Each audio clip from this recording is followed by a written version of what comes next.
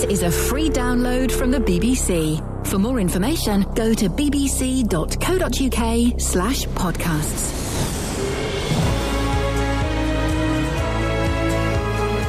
Hello, dear listener. Wait! Oh! Hello, dear listener. Wait, how did you do that? Hello, How have you done that, though? It's just... You pressed record by yourself without me? Mike set it up before he left the studio. Oh, okay, I was going to say. All right. So, well done. Okay. Well done. Well, we're starting now, but right, Catherine will come in late. Oh, here she is. We've started. We're doing the podcast. No, the party don't start till I walk in. Party don't start till I walk in. To be fair, though, I've never been to a party without Kesha, so... Hi, this is Iainlee from BBC's Three Counties Radio, formerly from the TV. Well done, you've downloaded this week's podcast. And boy, what a doozy it is. We've got some really good stuff in it, including this, this, and also this bit. No, I'm not putting those in. Put it in. Okay, you get the clips. All right. I'll put them in. Okay. All right. I mean, so if there's nothing in here, if you've just heard nothing, it means Iain hasn't put. Why any don't you clips put that in there? Your middle finger. How am I going to put that in the podcast? You weren't supposed to. That's a trade secret. Anyway, coming up, this. Stop it. All right, I know what we do. Play the clips off. No. Okay. I know a way around it. All right. I'll say this, and then you two reenact a bit from this week's show. Okay. What bit we're going to reenact? Coming up in the podcast, you can hear this.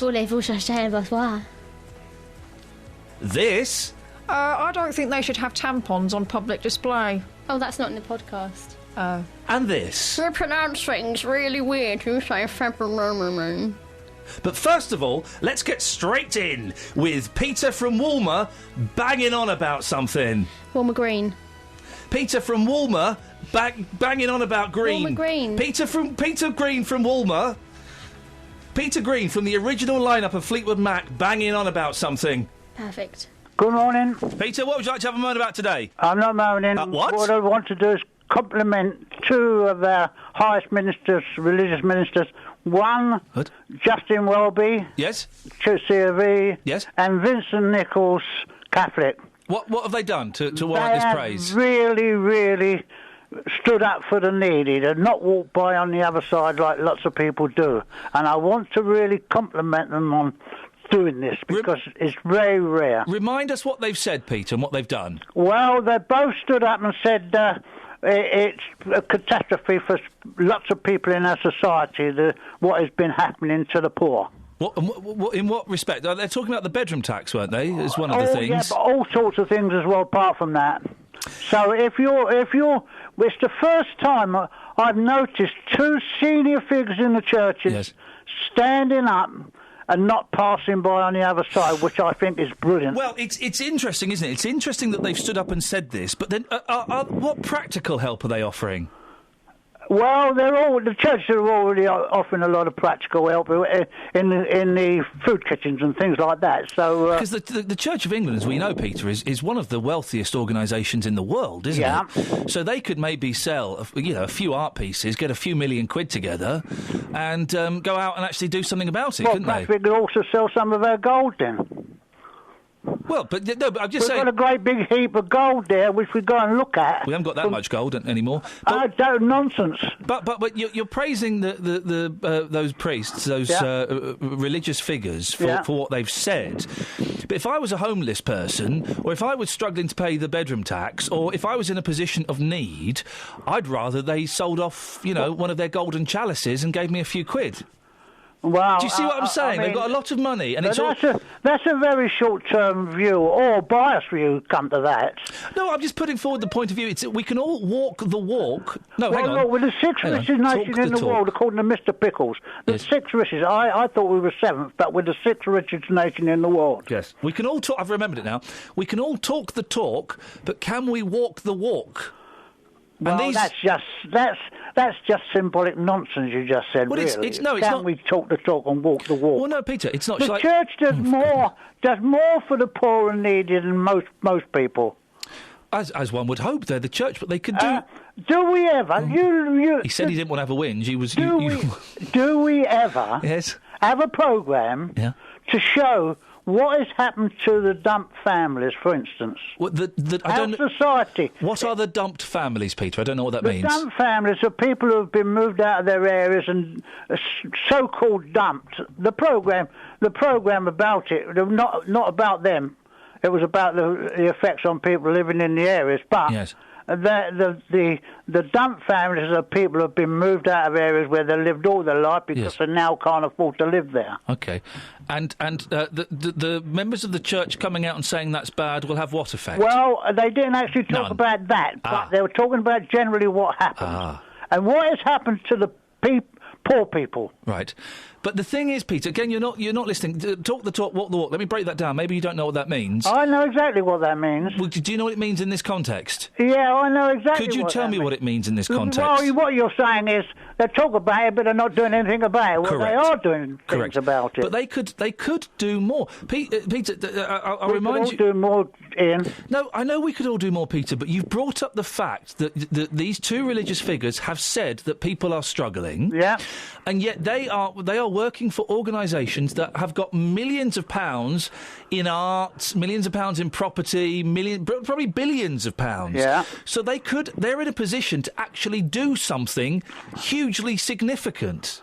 Well, they already do something hugely significant. They already do it. I mean, the amount of poor that goes to the church is huge. And what does the church give them? The church feeds them quite often. Right.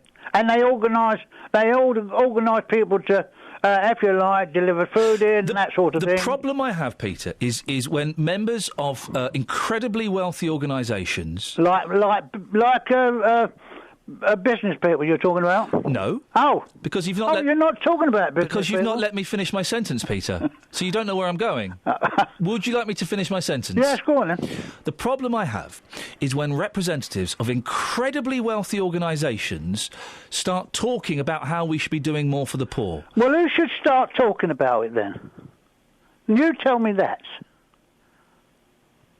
But Peter, don't change the subject. No, I'm not changing the subject, Peter. Your logic is all over the shop this morning. Who should talk about it then? You've been on the night nurse or something, Peter. No, who should talk about it? The thing is, I don't know what you're laughing for because you won't let me get a point out. Let me get a point out, Peter. People won't face up to facts. Okay, here's the thing, right?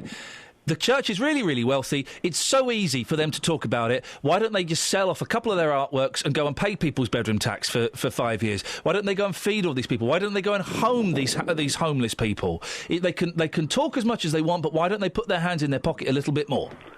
I think that's a total outrageous joke, really, what you're saying.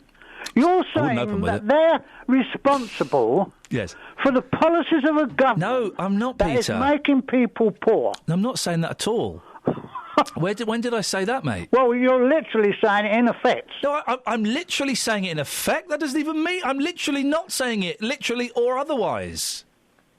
Well, I mean, if you just diminish the church by getting them to sell off all their properties and whatever... I didn't say sell off all their properties. Well, you're telling them to diminish themselves then. Sell a couple of artworks. Dip into your bank funds. The church is really, really wealthy. This country's got artworks no one ever sees. But it's not this country that's saying things about the poor. It's the church are saying something about the poor. That's why I'm suggesting they try and sell some stuff and make some money. Are you saying no one should stand up for them then? Oh, for good. I'm just saying if they're in a position of such wealth, it's easy to stand up and say something. It's difficult to actually go out and do something practical. But they're doing something practical already. They could do so much more, Peter, and you know it. Well, so could we all. But it's not we all that are saying the poor are in a terrible situation. No, but as many of us think so. Peter, did you enjoy that? Well, yeah, quite so, but I didn't come on for a whinge. I wanted to praise the two top people in the churches. I thoroughly enjoyed that, Peter. Thank you for being a good sport. Speak to you tomorrow. Bye-bye. Ta-ta. There we go. That's how you do it. That's what you need first thing on a Monday morning. A little bit of a Barney. That kind of wakes you up, doesn't it? That gets... Oh, I'm fired up now. Thank you, Peter. Up next, it's a little bit of this. I don't know what it is. Eric's. Simon Cowell had a baby called Eric, so here's some Eric stuff. Now, I've been told here we have two Erics lined up. One is called Eric, the other is called Eric. One is 10 years old and one is 71 years old. I have to guess which Eric is which. So, good morning, Eric. Good morning. Have you got the right one? Well, I don't know. Is the other Eric there? Yes. Ah, right, OK. So, I'm going to say, Eric... Yes. You're the 10-year-old Eric. Yes. And Eric... Yes. Who's flushing the toilet? An Eric. The 71-year-old Eric. Well, it could be. Are you just flushing the toilet while you're on the phone to me, Eric? No. Have you just... No. While you were waiting to talk to me? No. You did it? No. Did you? No. Would I do a thing like that? Dirty Eric. Dirty Eric. No. Now, Eric, what's it like being called Eric? Quite nice. I wasn't talking to you, I was talking to Eric. Which Eric? The young one? Well, Eric? It's kind of weird because I had a granddad called Eric, so whenever I went over to my granddad's, my mum would say, Eric, and we would both go, yes. So there was Grandad Eric and there was Eric. Yeah. But do you, because Eric feels like a very old-fashioned name, doesn't it, Eric? It does. I was talking to the other Eric. You're talking to the young one, are you? Yes, I'm talking to Eric. I'll come to you in a minute, Eric. All right, I'll leave you to him then. Thank you, Eric. It's an old-fashioned name, isn't it, Eric? Yeah, there's no one at my school called Eric other than me. When you were growing up as an Eric, did it affect you? I'm talking to the other Eric. Me? Yeah, this Eric, yes. The old one, no, it didn't affect me at all. I bet there were loads of Erics in your class, weren't there? No, there wasn't in actual fact. Oh. You know, no. Is it, Eric, does it excite you to hear another Eric on the line? Yes. Yeah, I was talking to the other Eric, sorry. Oh. Yes, the young one. It's good to know that the baton is still being passed along, isn't it? It certainly is, yes. Because you see, you also had Eric Cantona. Oh. Ah, yes. He was a very violent French thug, wasn't he? He certainly was. What a thug. And the other gentleman was saying Eric, the Banana Man. Yes, that was called Eric.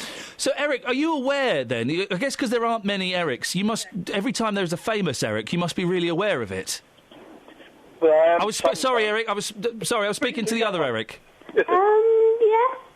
Yes, so. Eric who? Ron Dunnigan. Who the hell's he? He's a writer. Hang on, who's this? Who's this in the background? That's my wife. She's telling me another Eric. Go on, Eric who? Eric Ron Dunnigan. Oh, Eric Von Danigan. Chariot of the Gods. I don't know. He thinks that the human race is populated by aliens. Oh, something like that. Tell her to shut up, Eric. I was talking to you then as well. Okay, yes. Right. So, Eric, can you name any more famous Erics? Me? I'm Eric. No, sorry, I'm speaking to the other Eric. You want to say Eric the young one or Eric the old one? That's the okay. We know who we're talking about. Okay, Eric the young one. Yes. Do you know any? I bet you're wishing you didn't get involved in this nonsense now. Can you think of any other cool Erics? No. I'm going to name some Erics, the young one, and you let me know if you know who they are or what you think they do, OK? So, Eric Clapton.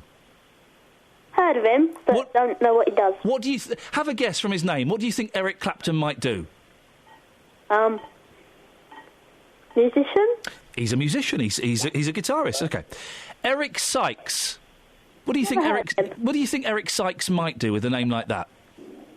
Be a crazy scientist. Do you know what? Crazy scientist is not far off. I'll give you one more. Eric the Viking. What do you think Eric the Viking does? Oh, well, he was a Viking. There you go. Spot on. Spot on. What have you got today, Eric? I tell you what, why don't you both tell me simultaneously what you've got today? I'm taking my wife to the doctors at the moment. Oh, blimey. I hope she's all right, Eric. Yes, she's all right. Birthday today. Whose birthday is it today, young Eric? My stepdad's. Oh, how old is he? Really, really old? No, he's 35. Oh, blimey. He's still a youngster. Are you doing anything nice to celebrate? Yeah, I think we'll be going out for lunch. Fantastic. Well, Eric and Eric, you've both been a really good sport. I appreciate your time this morning. Nice to speak to you again. Nice to speak to you, Eric, and nice to speak to you, Eric. Okay. I'm speaking to the other one, but never mind. Thank you very much indeed. across beds, hearts and bucks. This is Iain Lee. BBC Three Counties Radio. Well, and what must only be a radio first, it's Greg. Hiya. Hello, Greg. Eric Cantona. Yes, we've had him, the violent French thug. You haven't had him already, have you? Yeah, we just had him. Eric suggested him. Okay, we're all disappointed here. Hang on a minute, who's in the background with you? The lads at work. Yay! Yay! Luton Town. Yay! K-Dons. Hey, Luton Town, 22 games in a row, 7-0. They are on their way to disappointment at the end of the season yet again, aren't they? John Steele's Barmy, are they? It'll end in tears, it always does. No, this year we're all right. Not this year, no. Why? Greg, can I ask, why are you not working? We are working. We just have a bit of fun when we're at work. Is your job phoning up radio stations and sounding like drunks? Yeah! Oh, well, in that case, you're doing a cracking job, lads. Yeah! How many people are there with you, Greg? There's 3 of us, believe it or not. It sounds like there's about 26 of you. There's me, Piggy and Andy. Piggy? Yeah, Piggy, yeah. Ex-Bedfordshire darts. Okay. Champion. Yes. Why is he called Piggy?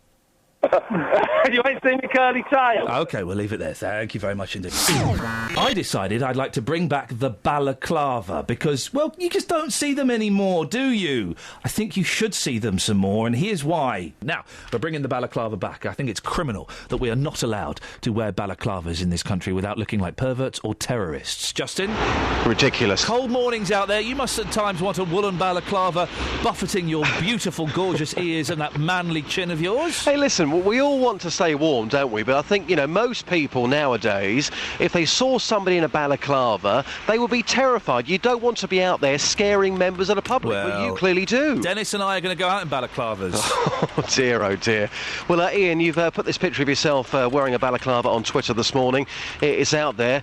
Unfortunately, I have taken that photograph onto the streets this morning, seeing if people back you to bring the balaclava back. Yeah. You're not going to like this. Here's what happened. He looks like a prat. I don't think he'll be happy with that. Now, Mick, when you were growing up, you were one of the boys wearing a balaclava. It kept you nice and warm. Iain Lee wants to bring back the balaclava. Do you think they're outdated now? All fashion goes and comes back. When the miniskirt first came out, my uncle used to make them. Yeah. And he made them for Fifth Avenue in America. Yeah. And he got a contract for 3,000 pair of miniskirts for Belgium on an export drive. Yeah. Well, then it died. The thing is, though, Mick, you can't really compare a miniskirt to a balaclava, can you? Well, there's a lot of funny people about. Are you one of those funny people? I'm the worst dressed man in England. Come on, there's the picture of Iain Lee. If you saw him walking down the street wearing that balaclava, would that not scare you? No. You go and talk to him? Yeah, who is he? Alex, I've got a picture here of Iain Lee wearing his balaclava. Can you describe that scary image for me, please? Of course, you cannot identify who he is, and actually, to me, it sounds ridiculous. It should be a gangster or something like that. I mean, to be fair, he does think that he's a gangster.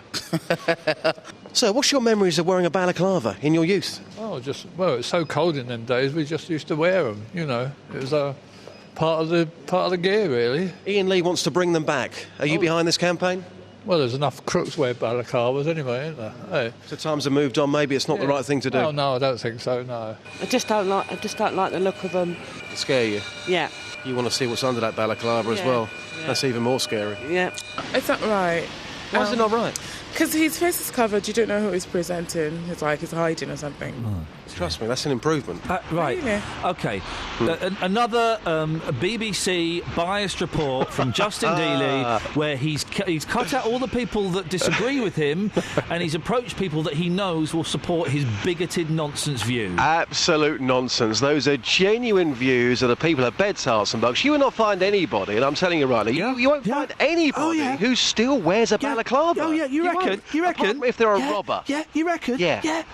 You reckon, Just? Yeah. I know. Yeah, you know, do you? Yeah, you know. Yeah. Say hello to Maria, Justin. Hi, Maria. Hello there, it's Maria. Hello, Maria. I've just heard about the balaclava and the records and everything else. I'm taking a note up the shop to see if they'll put a notice up. Yes. Let's warn people. About the care records? Yeah. Maria, what do you think about balaclavas? I make them. I used to wear, till I had the accident, I wore mine, but I've worn mine all through this cold weather. Wow. With the cap on top and the ear things on. And you've not worn them since the accident? No, but I'm wearing them all this weather while I'm not on the bike. Fantastic. You see? I make them. So are you wearing... There's patterns for them. Are you wearing one now? Yes, now. Oh, Justin, would you like to apologise to Maria? Maria, I'm sorry, but I'm genuinely shocked that Ian has managed to find anybody who still wears a balaclava, because they are quite scary. In fact, I got one for a friend who takes his dogs out early morning, and I've still got to deliver one to him. It's black with a little cap on it. It's incredible. Yep. Yes, I got one for him because I know how cold it is in the morning. But it's been Maria, mild do you reckon lately. you could make one for Justin Dealey? Oh, I could do. Would you have a go? If I've got time, I'm such a busy woman at the moment. I know, I can tell. All Maria, the roof came off, all that wind. did your roof blow off? Yeah. Oh, And my blimey. dear friends over the road are going to fix it for me. Oh, well, bless them. good for them. Maria, listen, you're a good sport. Thank you for calling. You see, Justin? Superb. Thank you very much. Superb. Well done to you. There we go. Justin Dealey, thank you very much indeed. We're bringing the balaclava back. Across beds, hearts and bucks. This is Iainlee. BBC Three Counties Radio. Jean. Stevenage. Jean in Stevenage. Stevenage, Jean. What's your problem? What's your problem, my love? You've come on, you've spoken to Kelly Betts, you want to talk about your son, you want to talk about balaclavas, and yet Kelly Betts... What's hang on, what's the thing? I wasn't really listening, Kelly. You can't get hold of her. I may have taken her number down wrong. Oh, so there's me giving Jean a right royal rollicking. I know. And it's you that's muffed up. Jean, please can you call me back? 08459 455 555. Thank you very much. Absolute wowzers. Look, And in fact, anyone is, not just Jean, anyone can use that number and call us. OK, don't make it sound like we're desperate on this show. We know we are. They don't need to. Well, we've got Peter and Wilma Green coming up. There you go. Fantastic. What do you want to whinge about today? The data. He's opted out. I bet he has. We called out for Jean to call in, and Jean has called in. Morning, Jean. Good morning. Jean, you heard my call for Jean? Yes. And you've called in? Yes. Now, I believe you wanted to talk to us about your son's balaclava. No. Huh? My what? Your son's balaclava. No. Oh. Well, I thought that we wanted to... Hang on a second. Let me go to my technical team here.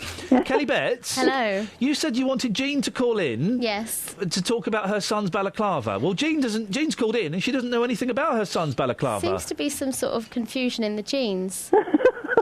I think we've got our genes mixed up, Jean. Yes. Have you got a balaclava? No. Have you got a son? I'm sure my son doesn't have a balaclava. Well, who knows what he gets out. Do you miss the balaclava, Jean? Do I miss it? Yes. Yes, I do. They used to be very, very warm, and because of that pesky IRA, we can't wear them anymore. Oh, right. I didn't know that. Jean, can I ask you a question while I've got you on the line? Yes. You sound like you've had, and I'm going to put this politely, sounds like you've had a fair innings. Pardon? It sounds like you've had a fair innings. Yes. It says here on the front page of the Daily Mail, you may not get the same medical treatment as someone younger because they might not think you're worth it. Oh, what a lot. How does that make you feel? That makes me feel really angry. Yes. You should do. Yes. Don't get too angry. Very angry. Don't get too angry, Jean. No. Calm down a little bit. Yeah. What have you got planned for the rest of the day, Jean? What's my plan? Yes. I've got a visitor coming to see me this morning. Oh, yeah? Well, I don't know if it's this morning or this afternoon, but... Someone's coming later on to see you? Yeah. Apart from that, nothing, no. Well, you have a lovely day, Jean. You're a good sport. Thank you for calling in. It was the wrong Jean.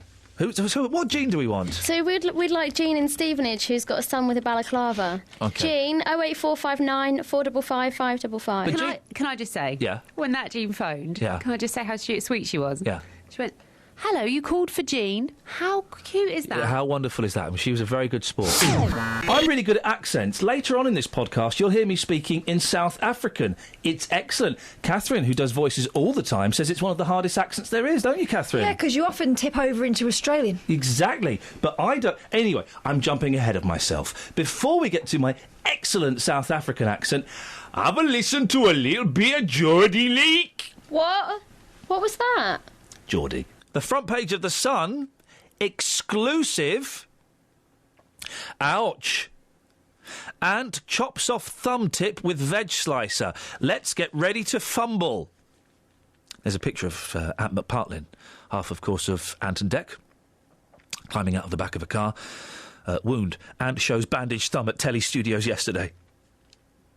Telly's Ant McPartlin lost the tip of his thumb by catching it in a vegetable slicer. The Britain's Got Talent host, 38. 38? He's nearly as old as me now. When did that happen? Who, with pal Dec, sang hit Let's Get Ready to Rumble, rushed to hospital with it, but medics could not stitch it back. He said yesterday, God, it was painful. Full story, page 5. Full story, page 5. Kitchen bungler, Ant McPartlin. This is a story. This is the front page story of Britain's biggest newspaper. Kitchen bungler Ant McPartlin told yesterday how he screamed in pain as he tried to slice a potato and ended up chopping the tip of his thumb. The Ant and Dec star 38, who rushed to hospital hoping in vain that medics will be able to stitch it back, said, "You're like hell. There was a lot of blood." He added, as he turned up at TV studios yesterday with his mangled right thumb bandage, "They said they couldn't do it. I've been left without the tip." Ant, who is right-handed, was left in agony after inviting Dec, 38, round for Sunday dinner. He was using a chef's gadget called a mandoline, which slices vegetables wafer thin. The Britain's Got... Someone has written this. Colin Robinson has decided to sit down and write this rubbish. The Britain's Got Talent host had bought it specially to make Dauphinoise potatoes. To go with a bit of roast lamb, Ant said. I knew that to get the potatoes still enough, I'd need the proper tool. But I had no idea how to use one. On a Saturday night, I decided to practice with it. So I got one potato and gave it a go. It was a complete disaster. I ended up slicing the top of my thumb off. Oh, God, it was painful. What part did you play in Biker Grove? Spuggy. Oh, what? Spuggy. Oh, Spuggy. Spuggy. What part did you play in Slumdog Millionaire? Slumdog Millionaire? Hello? What? Huh? Slumdog. That's my Geordie accent. It's very good. Thank you very much indeed. I can't believe obviously never met a real Geordie. I haven't. I would not. A real Indian. I used to know a Geordie person when I was a child. My mum used to, and I didn't used to like her because I couldn't understand what she was saying. Where been? Naughty. It was all that. I couldn't get a word of it. I could not get a word of it. You're being naughty. Well, yeah, man, what's going on there? Seriously, that is my best Geordie accent. You do a better Geordie accent, Kelly Betts. Why, I pet. What? Hello, Cheryl Cole here. Just wondering, can I borrow those shoes? Sophie, let's hear yours. Hello, Iainlee. That's awful. 08459 455 555. I'm not saying we're desperate or nothing, but if you want to call in with your Geordie accent, you're more than welcome to. I genuinely thought mine was pretty good. I was doing it thinking it was quite a good accent. Anne is in St Albans. Morning, Anne. Hiya, how you doing? Hey up. Hey, I'm re grand, love. What, you just moved county? Sorry? You just moved county, that's not Geordie. Are you a proper Geordie, Anne? Yes, I am. Well, luckily you've managed to shake off that accent. Yeah, but somebody else hasn't. Hang on a sec. Oh, where are you, lad? Hello, Mara. Sorry? Hello, Mara. In English, please, sir. Hello, mate. Oh, hello. Who's this? I'm Anne's husband. Is it? And what's your name, sir? I'm Peter. Ah, there we go. I'm Peter. And I'm a born and brought Geordie. Again, you've managed to shake off. So, how long have you been down here in the? 40 years. OK, well, you've managed to shake off some of the accent, the really hard edge bit that is a little bit annoying. But as I often say, if you're going to do it properly, or don't need it out. And what does that mean? If you're going to do it properly, or don't do it at all.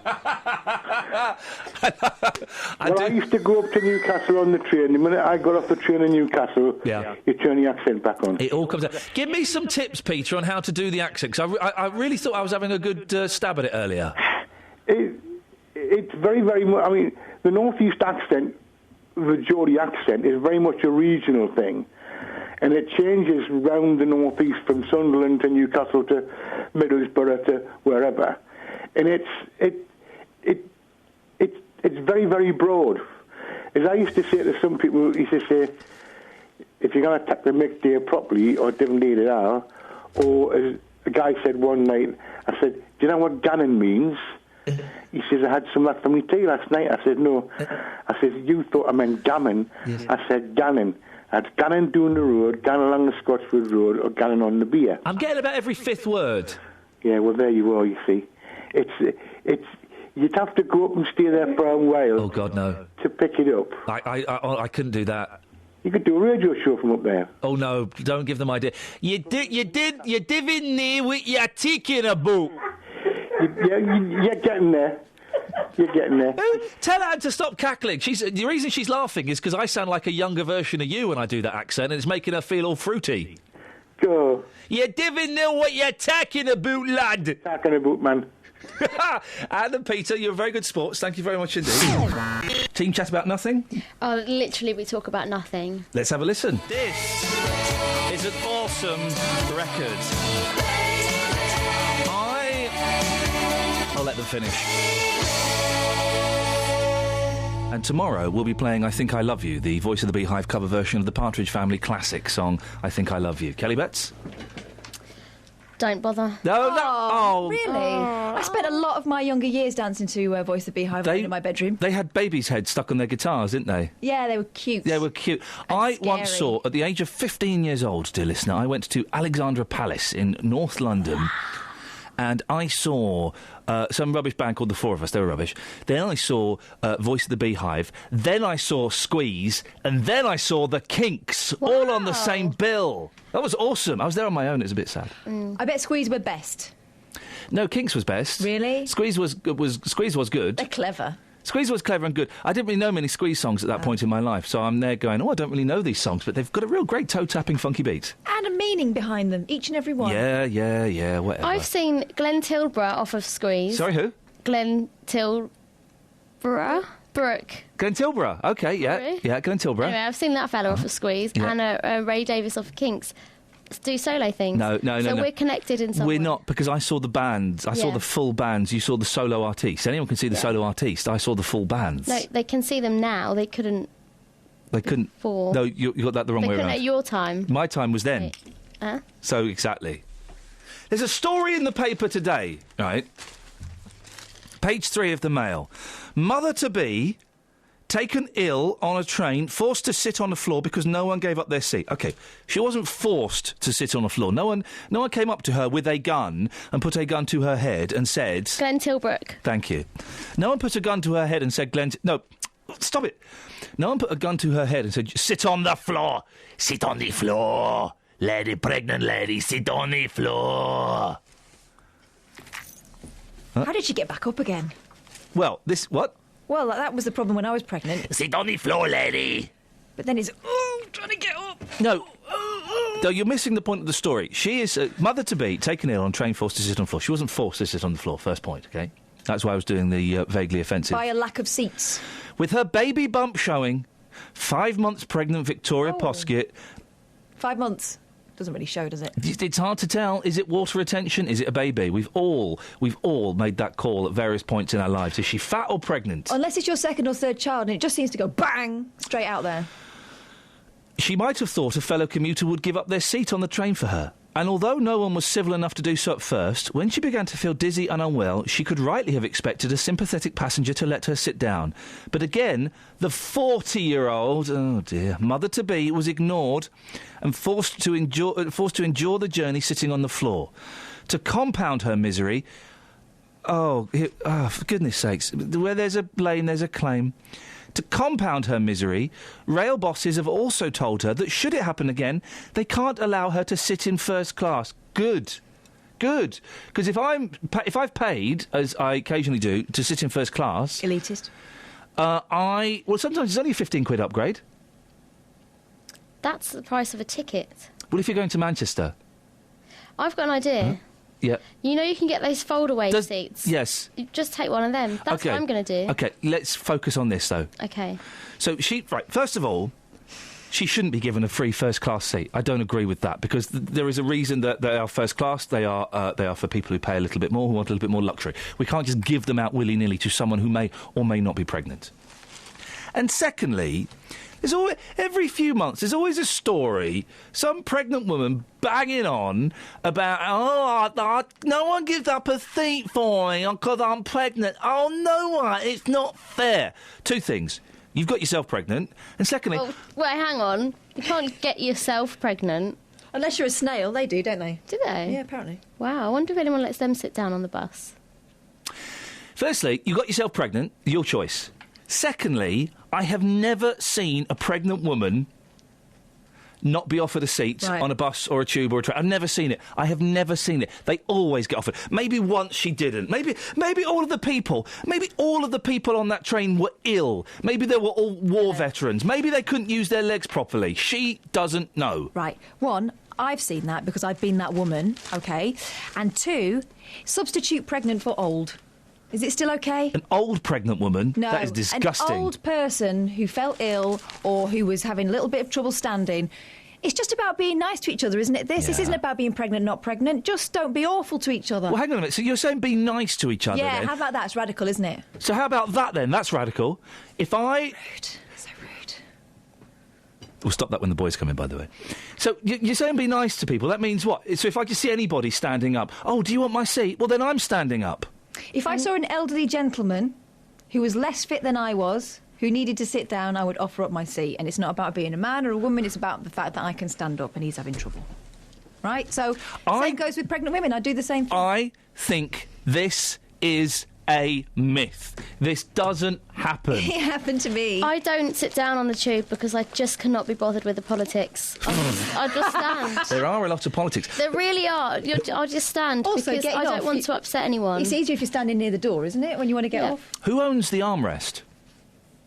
Oh, that's a good question. That's the who owns the armrest?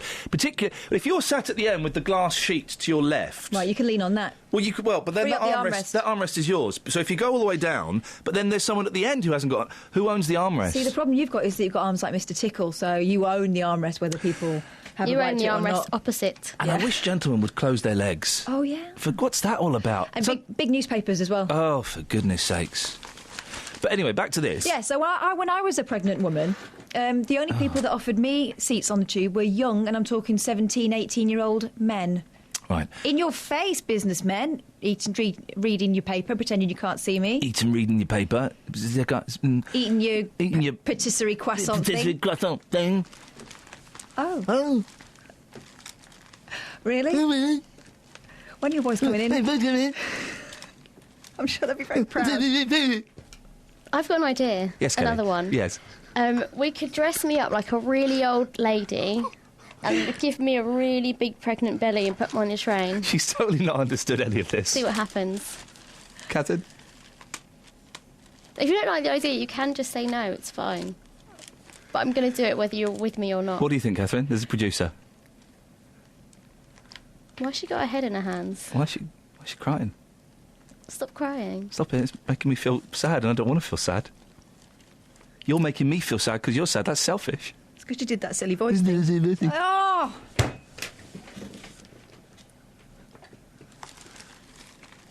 08459 4...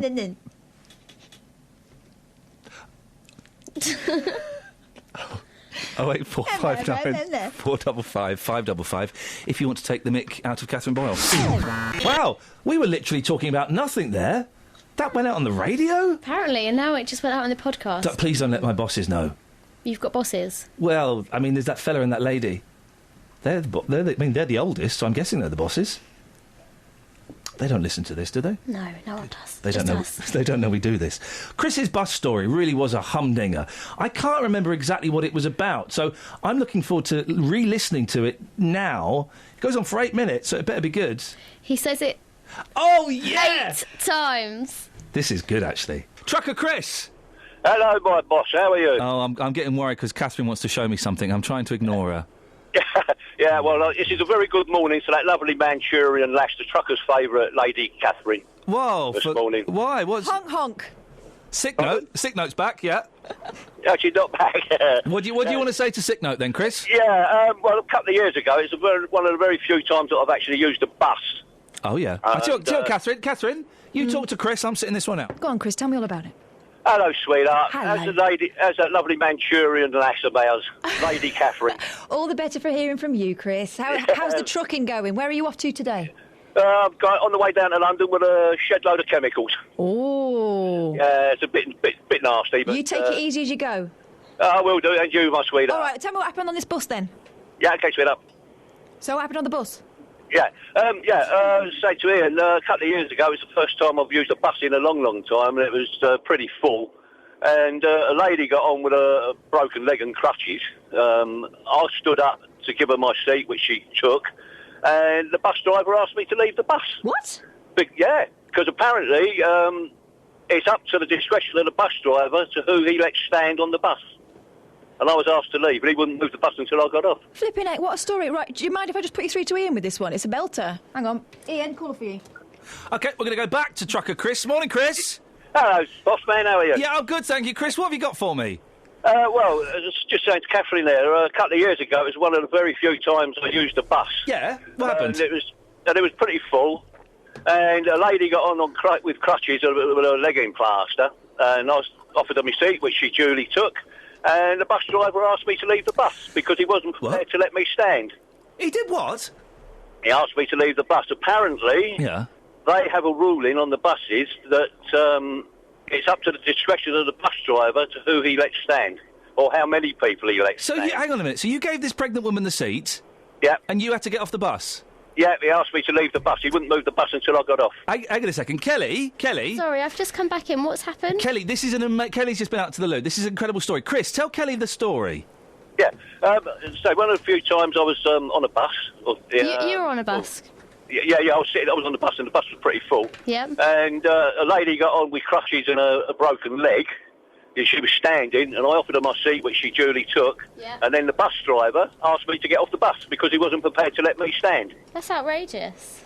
Yeah, so now I won't get up now. But, well, I don't use a bus anymore, but if I was on a bus, I wouldn't get up. Oh, that's a shame. I wouldn't get out of the seat, so they'd have to stand as far as I'm concerned now. Justin? Who's this on Fader 3? Who have we got here? Should be Justin. Justin, are you there? Justin?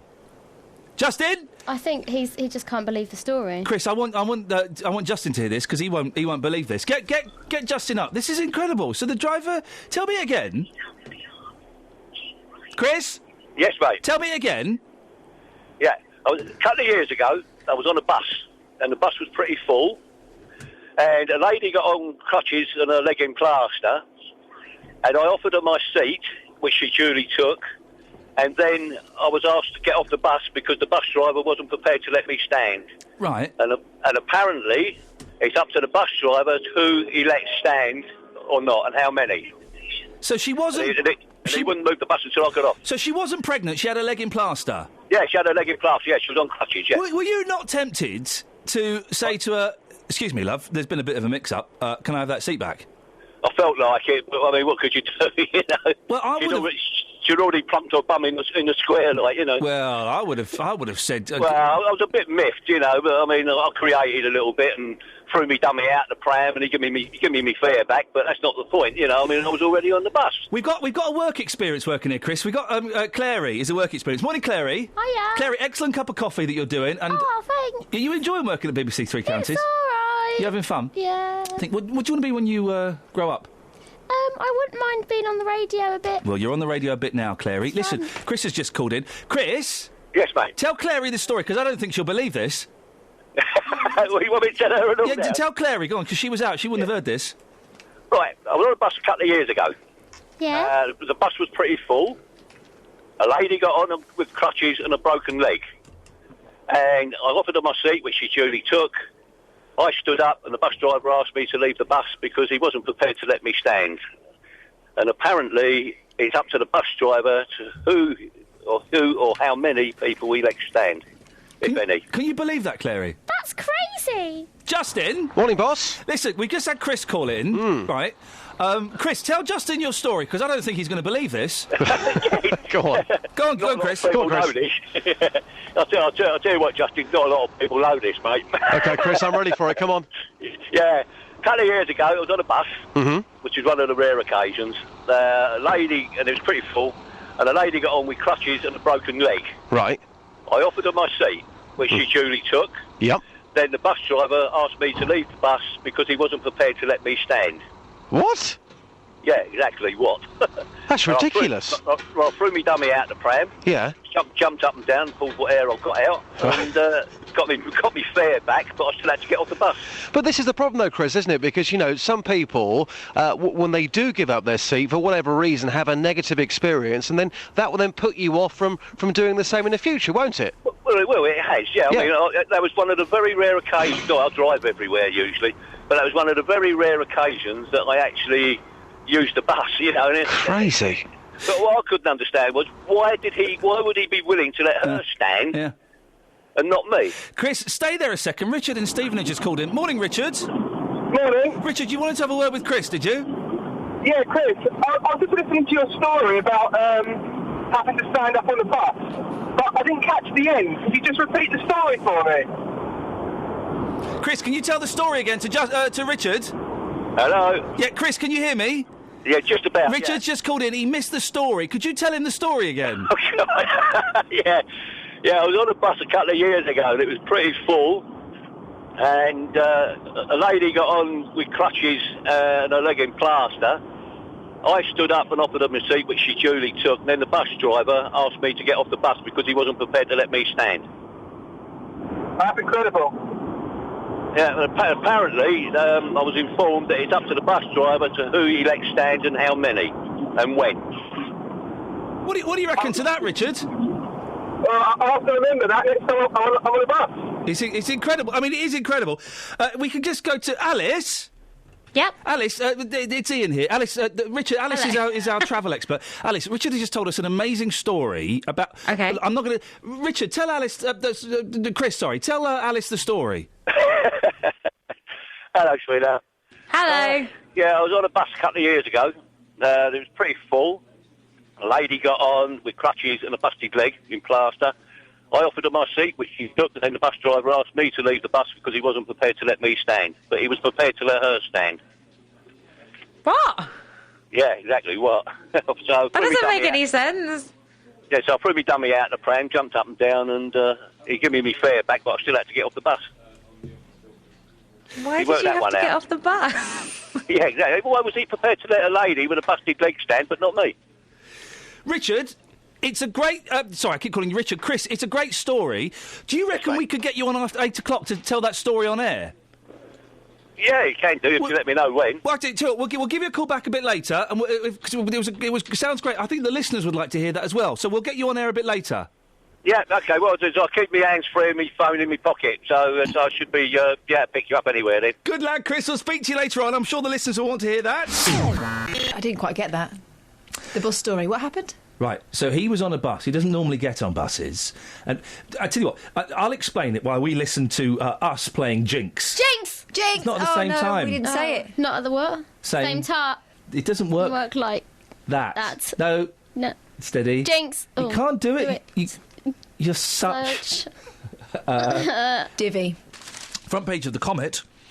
The Stevenage edition, £4,000 bike stolen in scam. Duh. Listen to this and see if you can spot the flaw in this. Right, go on. A bike worth almost £4,000 offered for sale online has been stolen, with the thief pretending to be an interested buyer. You know what happened? A white Trek time trial bike was stolen at 4:30pm on Saturday after a man posing as a buyer visited a house in Stevenage. The man asked to test the bike. Oh. Selling bikes number one. Don't let him ride it off. He gave the victim a laptop bag, which the victim assumed had a laptop inside. He then cycled off down Letchmore Road and didn't return. After a short while, the victim checked the bag, which he found contained books. Books. They're good books, though. Well, this is the thing. It doesn't specify what the books were, and I think we need to know... There might have been priceless antiques. Yeah, this £4,000 bike. Is it all right if I have a test ride? Just around the block. You can hold my computer. We're imagining that's how they spoke. Yeah, sure. OK, then, fine. No problem, Governor. 20 minutes later... I've been stitched up like a kipper. He's not come back. Let me have a look. Oh, no, Mum! Mum, it's books! It's books, Mum! Saying that, when you're put on the spot, you do daft things, and I'm sure they're kicking themselves now. You know, because British politeness kicks in. No, I'm sure it'll be fine. I don't need to check this. No. You would check it, would you? Oh, yeah, I'd say... Would you bite the coins they handed over? Yeah. I would... You know when they hold money up to the light? Yeah. What are they looking for? It's not the watermark. Well, I thought... Because it used to be the metal strip, didn't it? But now you can forge that strip. I thought you could forge watermarks. What's the thing they do with the pen in the shop? Hasn't it got a design that can only be shown up under ultraviolet? Is that right? Or if it's been marked as nicked, it'll show up, won't it? Oh, that magic ink. Because part of me thinks, don't draw invisible stuff on my pen, on my money. And what's the deal with Scottish money? It's legal tender. Yeah, you try telling that to a cabbie or the majority of shopkeepers. Yeah. But usually there's a Scotsman behind you who will shout it over your shoulder. Hey, it's legal tender, laddie. You got to take it. Page 3 of the Express. Childhood capers we just won't give up. 50 things that kids' things that adults still do. Yeah. Number 1, popping bubble wrap. Yes. Well, yeah. Sometimes you get the big bubble wrap. You can roll on that. Man alive. Have you ever done that? Yeah. Totes. Going on a swing. I don't like swings. They make me nauseous. I like them. No, they make me nauseous. Pulling silly faces. Well, it was hard work when my boys came in on Wednesday because they were in the studio through there, obviously, and I felt obliged to entertain. So I was talking about some very serious issues. I can't remember what the issues were, and I won't demean them by saying them on there. But while I was doing some very serious interviews, I'm also going...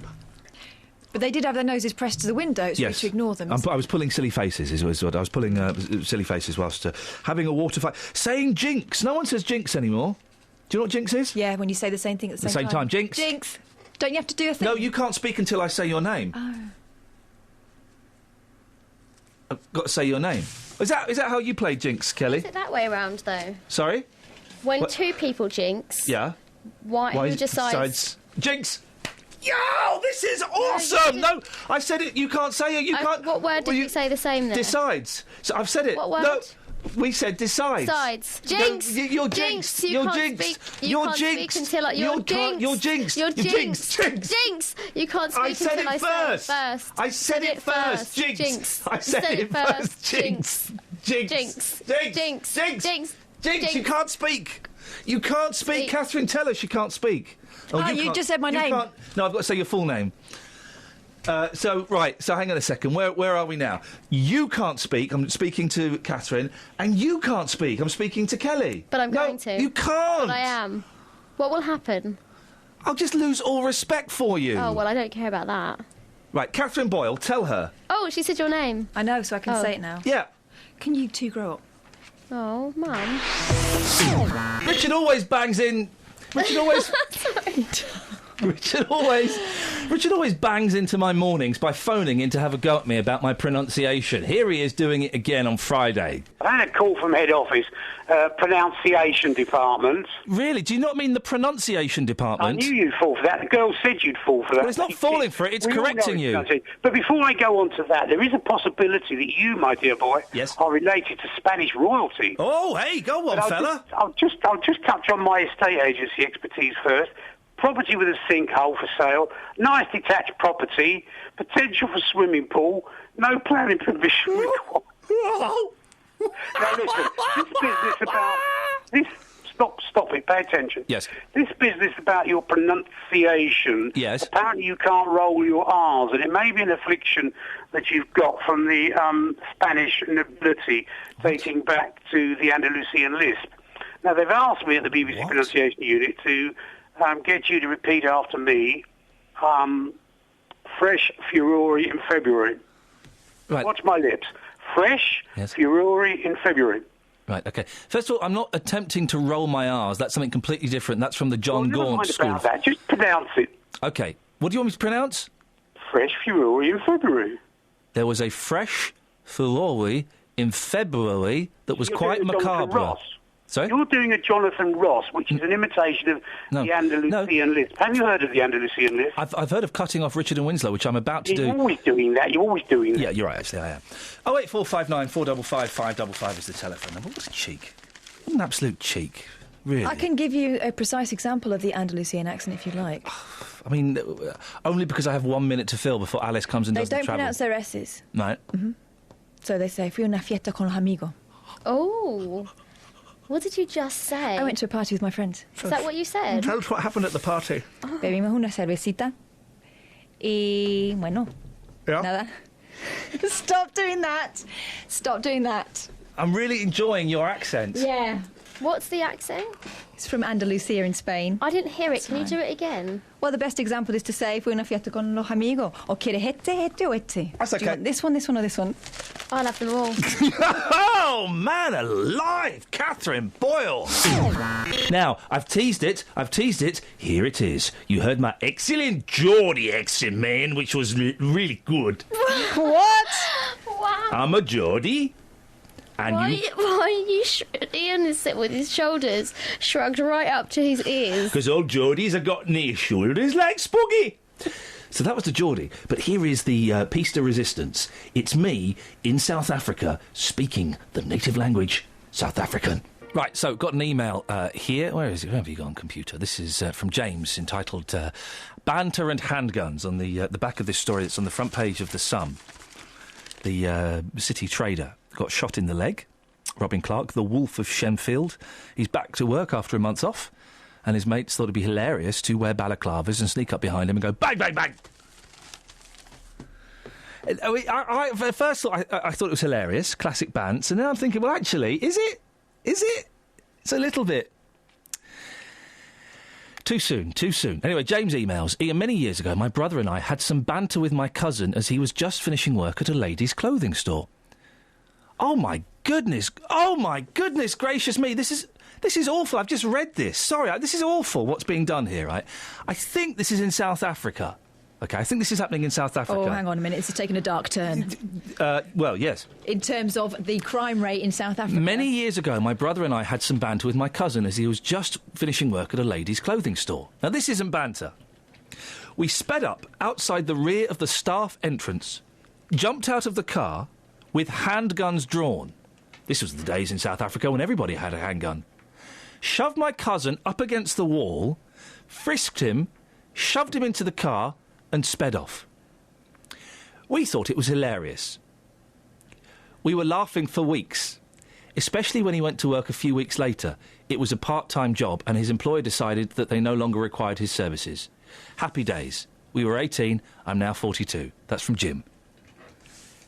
Did the cousin know that it was his cousin's? I would guess not. Otherwise, that's not bants. No, eventually. Does he know now? I would imagine eventually they'd have taken the balaclavas and gone, ha, mate, you see, I got you there. You don't know that. They might have rolled him out into into the savannah somewhere. I totally got you there, mate. I don't get where the joke is. I don't get the joke either. It's totally not liquor. What? Who are you doing? I'm doing a South African. And that's actually a very good accent. Catherine Boyle is head of accents here. That's not a bad accent, is it? It's not bad at all. Can you say slide? How would they say slide? How did they say slide? Slad. I want to slide. I want to go on the slide. You want to go on the slide? I want to go... When is it my turn to have a go on the slide? I'm offended. That's not lekker. What? They say lekker when it's not fun. When it's funny. If it's lekker, it's funny. And it's not lekker that I can't go on the slide. I can do an accent! You can't. You do a South African accent. They're really hard to do. Is it one of the hardest to do? For me, I find it very difficult to do it. I can do one of the hardest accents there is. Also in the week, I entertained the troops by bringing my two children in. It's half term, and by Wednesday we were desperate for things to do. So my boys came in. You can see, if you listen carefully to my eldest son here arguing with me, he's already developed slightly superior and more intelligent banter than my other bantista, Catherine Boyle. Oh! He was good, come on. Justin, thank you very much for that. We've got some people from Ofcom have just come in to the building, Justin. Yeah. They're doing one of those kind of surprise visits, and one of them wants to say something about that, don't you? Away you go, Mr. Ofcom man. What? Say, excellent report, Justin. Excellent report, Justin, but you're very silly. Oh. Yeah. Anything else you want to say to him? I don't. Do you want to say, could you get some coffee on the way back home? Could you get some coffee on the way back home? Yeah, I'll get some coffee, no problem. Thank you very much. Say bye-bye to Justin. Bye. Bye. There we go. Fantastic. Well, that protest is happening all day, and no doubt we'll keep some more on that. You're stuck, are you? Right. Okay. I'm still got the radio show to finish. It's funny that these are made out of Lego. He's noticed that the studio here at BBC Three Counties Radio is made out of Lego. So yeah, I'm going to finish. Are you off? Oh, I'm going to finish. I'm going to finish the show now. Do you want to sit on my lap while I finish it? Yeah. You want to come up here? Oh, I'd finish it. Have you enjoyed coming to BBC Three Counties Radio? Yeah. What do you think about it? Good. What bits did you like? You like the fact that the studio's made out of Lego. It is. What bits didn't you like? Where do you think we could improve our output? It means what could we do better here? Switch these switches down and up. Yeah, switches down and up. And what do you... Be honest. What did you think about Catherine? Good. Yeah, and what did you think about Kelly Betts? Good. Really? Do you think we should fire them, or...? Yeah. Yeah, we should fire them. Don't take those off! Oh, no, you've taken them all off! Oh, for goodness sakes. Right, that's it. That's your lot. Don't forget, if you want to get in touch during the week, you're more than welcome to. You can send me an email, iain.lee@bbc.co.uk. You can write about anything that you think... No, .o.ua. No, that's not the email. Yes, No, it's not the email. It's iain.lee@bbc.co.uk is the email. No. O.uk.HUY. That's not even an email address. A-H-O-Y. That's not even an email address. For good, it's iain.lee@bbc.co.uk. If you want to send me an email about anything that you think we might like to talk... Right, that's not even an email address. Yes, it is. No, it's not. Yeah, no, it's... Do you want to introduce Alice again? I just want to put all these back on. Do you want to say, here's the travel with Alice? Well, we can't wait because we're running out of time. Well, quick, I'm going to do it then. No. Well, no, quick, I've got to do it. Quick. Now. Quick travel news for beds, cards and... Say, here's the travel with Alice. Here's the travel with Alice. Catherine, do you want to do the outro? I feel you've been underused. No, I don't mind. Just do it. That's right. Do it in Spanish. All right, you're all right. For goodness sakes, you're better at banter than my 4-year-old son. Thank you. Has estado escuchando el podcast de Iain Lee. Lo siento mucho.